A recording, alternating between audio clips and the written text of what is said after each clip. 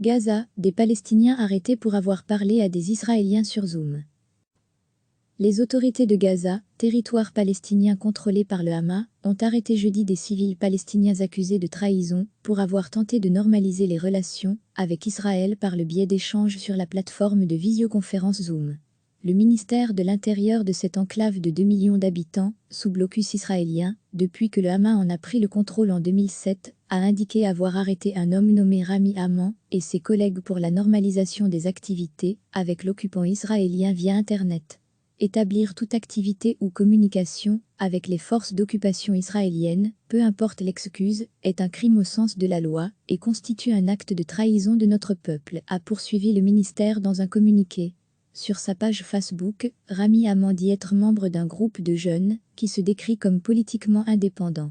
Selon des sources concordantes, la discussion sur Zoom a eu lieu avec des membres d'une association de la gauche israélienne pro-palestinienne. Il n'a pas été possible de joindre ce groupe israélien jeudi soir.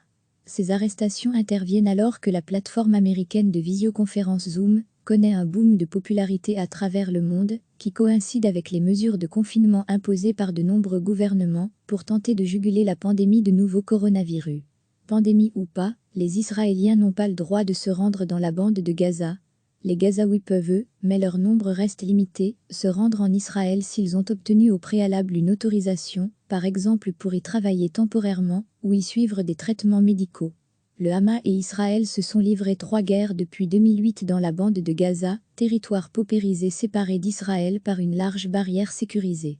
En dépit d'une trêve, l'an dernier entre le Hamas et Israël, favorisé par l'ONU, l'Égypte et le Qatar, les échanges de tirs sporadiques se poursuivent.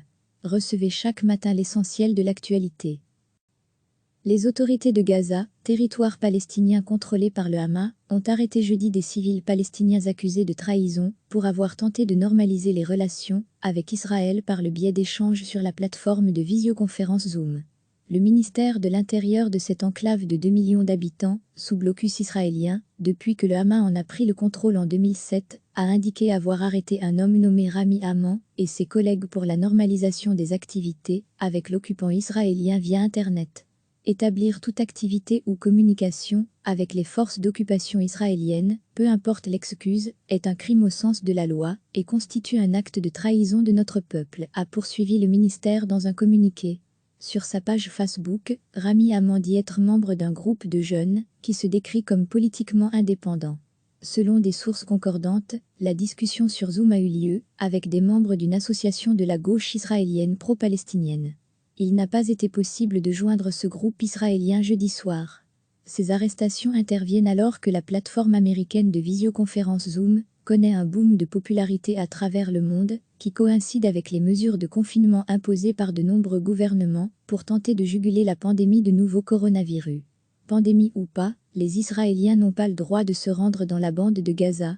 Les Gazaouis peuvent, mais leur nombre reste limité, se rendre en Israël s'ils ont obtenu au préalable une autorisation, par exemple pour y travailler temporairement ou y suivre des traitements médicaux.